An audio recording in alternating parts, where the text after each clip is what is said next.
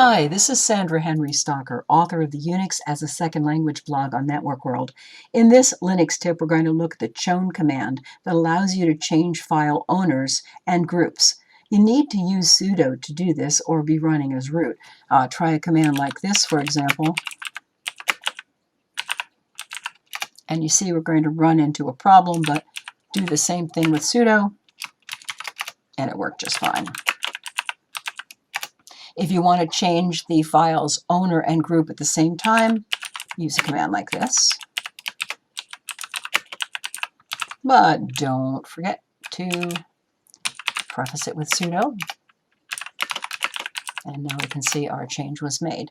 If you want to run the chown command recursively, you just do something like this. -R for recursive.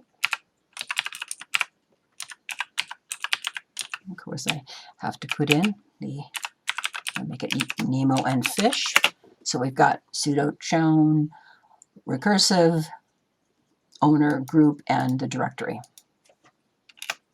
And if I go and look at that directory now, we'll see that the owner and group was changed for all of those files, as well as the subdirectories.